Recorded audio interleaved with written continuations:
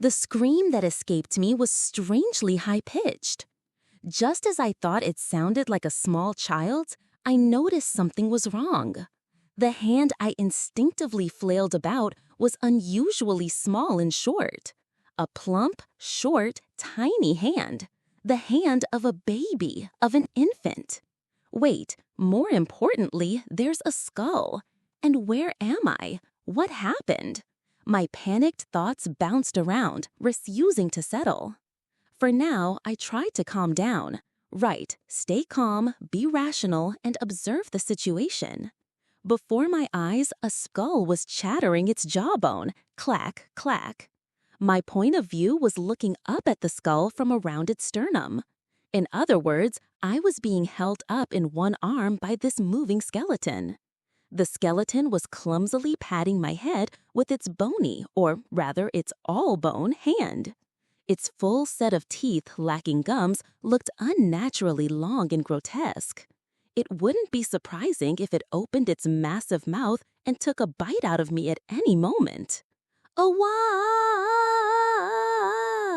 Like hell I can be calm in this situation. I cursed internally as I struggled even more.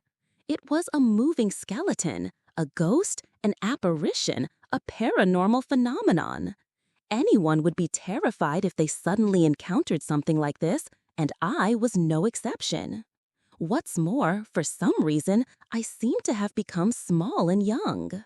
The me in my memories, though much of it was hazy, I think I was fairly tall and lanky. But the memory of controlling that body and the sensation of this tiny one didn't match up at all. It felt like an adult trying to ride the tricycle they played with as a child. The skeleton, looking troubled, began to rock me rhythmically in its arm.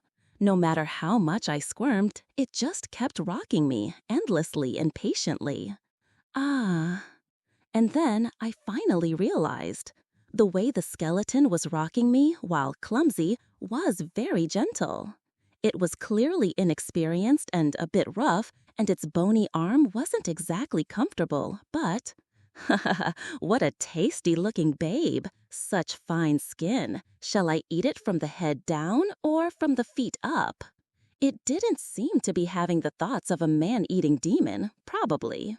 Of course, I wasn't skilled enough to read the expression of a skull, so I couldn't be certain and couldn't let my guard down completely. But still, the skeleton's movements, they really did feel gentle. Ah.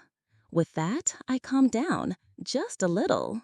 The blue will-o'-the-wisps flickering in its eye sockets, now that I looked closely, almost seemed to have a certain charm. What is going on? Thinking that, I shifted my focus from the skeleton to my surroundings. I couldn't move my neck very well, but I could see several thick, magnificent pillars and numerous arches. In the center of the ceiling was a circular opening for light, from which a faint glow streamed in. I was definitely indoors somewhere, but it was remarkably ancient and majestic. It suddenly reminded me of a photograph I'd once seen of the Pantheon of the ancient Roman Empire. But beyond that, I couldn't figure anything out. The fact that a dead body was moving, the fact that I had apparently become small and young. I confirmed these things in my mind and tried to search for more clues, but my thoughts began to blur. It seemed all that moving had made me sleepy. Ah. The skeleton was still clumsily trying to soothe me. My body was being rocked at a slow tempo, like being swayed by gentle waves. As if surrendering myself to those waves, I fell asleep once more. When I awoke, there was a ghost before my eyes. A pale, translucent old man with a hooked nose, a foul temper in his eyes, and a stubborn look on his face. There was no other way to describe it but a ghost. "Awaa!" I screamed. Then I was lifted up. Looking up, I saw a woman who was nothing but withered skin and bone, a desiccated mummy. "Awaa!" I screamed. Then something else loomed over me. It was the skeleton I had met before I fell asleep. "Awaa!" I screamed again, of course. Ugh, I get it. Maybe this is divine punishment, and this is the afterlife, specifically the hellish part of it. I lived a worthless life, so now I'm probably surrounded by the jailers of hell or something. As I wailed and sobbed, I started to get hungry. The ghost grandpa peered into my face, then said something to the female mummy. The mummy then produced a bowl of a white porridge-like substance from somewhere. She scooped some up with a spoon and brought it to my mouth. I hesitated instinctively. In fact, there was no reason not to hesitate. I mean, seriously, who would want a dried-up mummy to feed them some mysterious food, open-wide style? If you don't know what a mummy is, try to recall a picture of a soku shinbutsu from an old textbook. The final state of a human body, dry as a dead tree. That's what it was. There was no way anyone would want that. Not to be fed by one anyway. And even if such a person existed, I at least had no desire to foster a friendship with them. Still, I was hungry, and at present I had no other means of eating. On top of that, perhaps due to my now infant body, my desires for food and sleep were irresistibly strong. To hell with it, I took a bite. It was surprisingly delicious. I seem to recall that food for infants is usually quite bland, but I guess my sense of taste was age-appropriate as well. The skeleton patted my head as if to say, "Good, good." What? At the same time, I noticed something unexpected. I had no teeth in my mouth. I only realized it after putting something in my mouth. No wonder it felt so strange when I tried to speak. So, babies don't have teeth. First time I'd learned that. If I'd had any experience raising a child, I might have been able to use this as a clue to figure out my current stage of development. Something like, aha, no teeth but not being breastfed, so I must be around X months old. But my lonely memories, of course, contained nothing so warm and domestic as child-rearing experience. I had never helped raise siblings or relatives either. The extent of my knowledge was seeing a birth event in a video game or glimpsing a baby on some show I was half watching.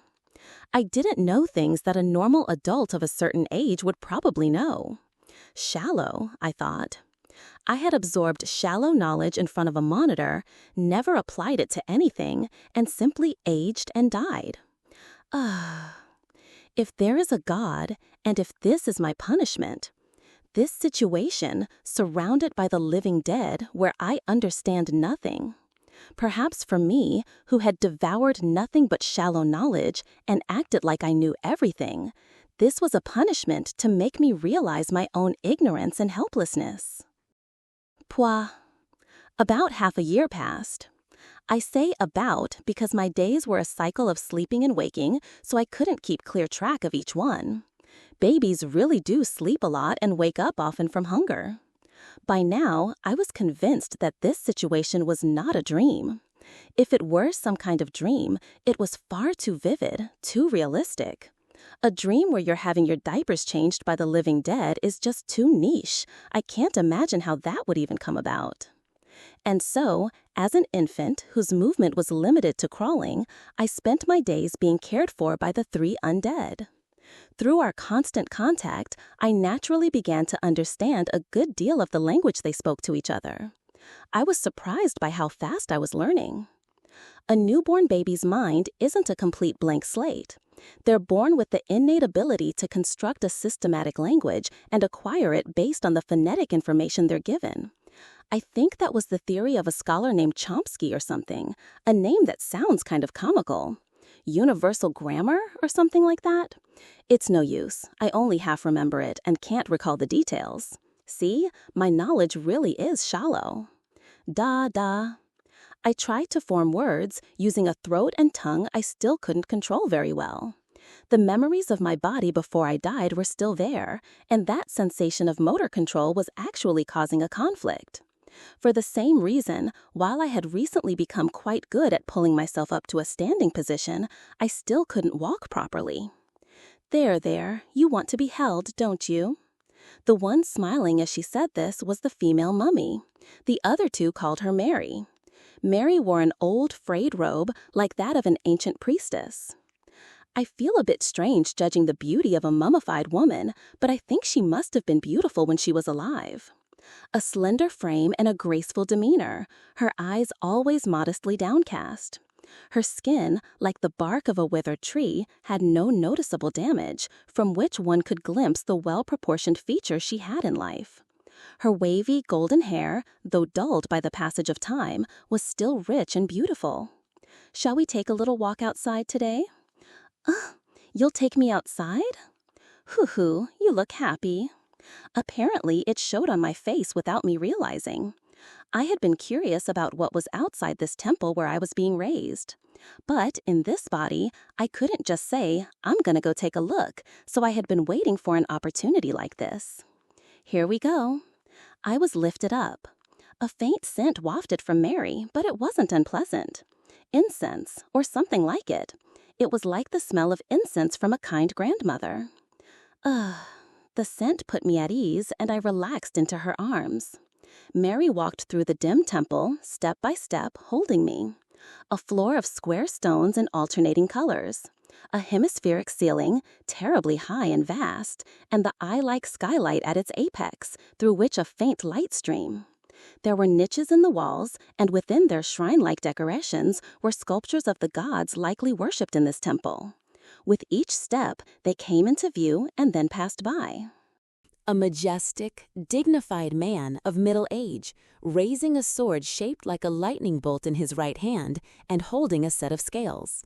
A plump woman with a backdrop of ripened grain, holding an infant in her arms, smiling with loving affection. A short, stout man with a magnificent beard, a hammer and tongs in his hands with blazing flames behind him. A dynamic young man with the symbol of a blowing wind, a cheerful smile on his face, holding a wine cup and a gold coin. A beautiful young woman clad in a thin cloth, submerged to her waist in a clear stream, a bow in one hand and her other extended to a fairy or some such creature. A wise-looking one-eyed old man holding a staff and an open book with a colonnade engraved with some kind of script in the background. It's probably a polytheistic religion, I thought. Somehow, just by looking at the statues, I felt I could understand what kind of faith these gods represented. But the next sculpture, I didn't understand. There was no background.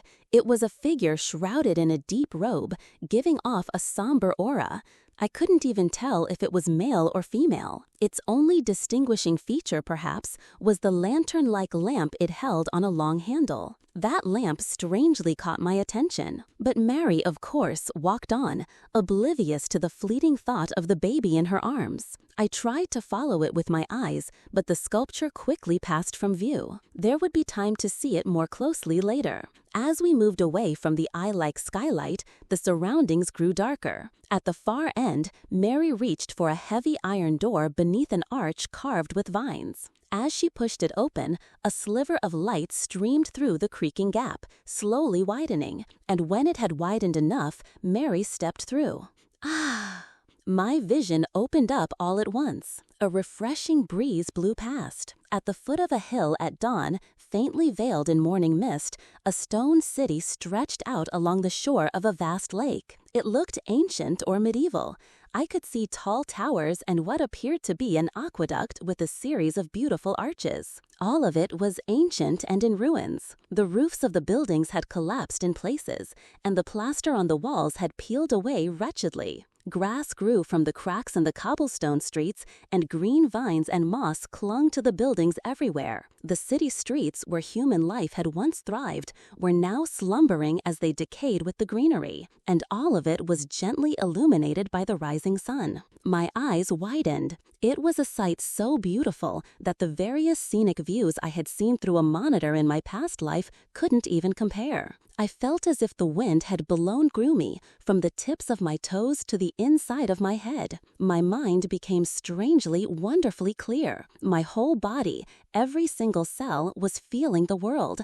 I felt like I had remembered something very important that I had forgotten somewhere along the way. For some reason, tears welled up in my eyes. I tried to hold them back, clenching my jaw, but the tears still spilled down drop by drop. I had lived a hopelessly vague and muddled life, and in that haze, I had died. That's why I thought waking up in this world was some kind of punishment from God. But this wasn't a punishment. I don't know where this is.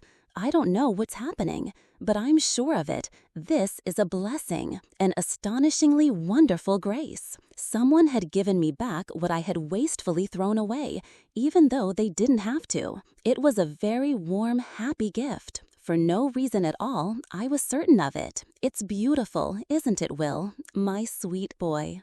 I heard Mary's voice. William, Will for short. That was my name, the name the three of them had given me. My name before I died had been swallowed up by vagueness and confusion. So this is my name now. This small body is my body. The sound of that name, which I had heard as if it belonged to someone else, and this body, which had felt like someone else's, seemed to click into place, a perfect fit. I tried to say something, but what came out was a tear-filled cry like that of a newborn. But that was fine. I desperately raised my voice with my undeveloped vocal cords. I'm going to do it. This time, I'm going to do it right. As Mary rocked me to soothe me, I made my resolve. I still don't understand anything. What kind of world this is, why I was born here. But I can figure all that out from now on. Even if I can't do anything with my shallow knowledge, I can learn from now on. I'm done with stagnating, done with pretending to know things, done with giving up and curling into a ball. This time, for sure. This time, I'm going to live. It's okay if I fail. It's okay if I'm pathetic. It's okay if I get covered in mud. This time, I'm going to live. I'm going to live in this world. With a cry like that of a newborn, I made that vow.